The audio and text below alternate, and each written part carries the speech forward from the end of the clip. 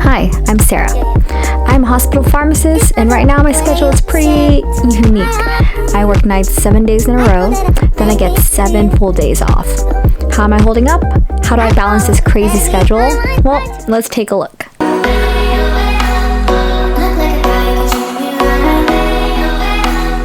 Work-life balance. Yes, this is something that everyone strives for. It's not physically tangible, so it's not like you can one day wake up and claim, I finally have obtained work-life balance. Because in reality, everyone will have some rough days where it's just not doable, and I'm here to tell you that is okay. I like to say that the goal is to get 80% work-life balance. That's just an arbitrary percentage. Honestly, whatever percentage works for you. But I think a percentage is a lot healthier mindset than a definite yes or no, right?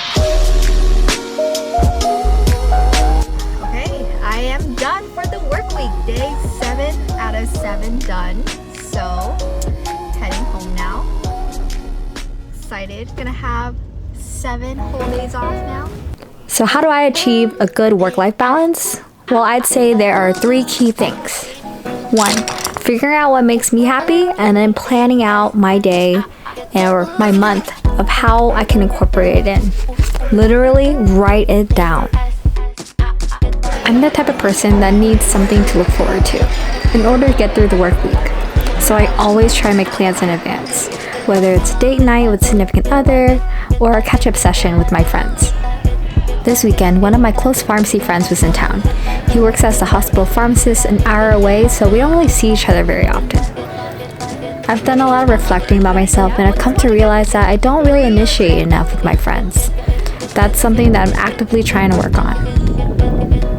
Everyone's work schedule is so chaotic that we literally have to pencil each other in weeks in advance. And that's okay, because it's totally worth it to stay connected to those you care about. I took for granted college and pharmacy school because all my friends were in one place, but that isn't the case anymore. Of course, with my 7 days off at a time, I've been planning a lot of trips. This week was my first ever Coachella. This was a big deal for me because for the past 8 or 9 years, I've been prioritizing my career. Every year when Coachella came around, I either always had some sort of exam or had my internship on the weekends. There was just always something that prevented me from going. This year, I finally had the time and the money to go. And needless to say, it was amazing. 2, I try my best to leave when I'm supposed to, separating work from my personal life. The rule is no talking about pharmacy during dinner time. Once I'm out of those hospital doors, I have to remind myself to mentally check out as well. When I first started working as a hospital pharmacist, I got into the habit of constantly thinking back about my day. Oh, did I remember to order this? Did I sign my note? I should have phrased it this way in my note instead. Baby. Hello. Now, I dedicate the last 15 minutes of work to doing that. Double, triple checking everything. Then, once I'm out the doors, no more. That's it. Nada. I also try my best not to stay back too late. Of course, there'll be days where there's things that's out of my control. But for all the tasks that I can control, I make sure I get those out of the way as early as possible. 3, take care of yourself.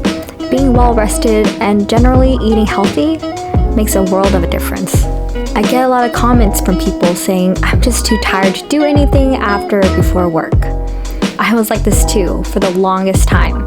It wasn't until I fell in love with the gym again that this problem went away.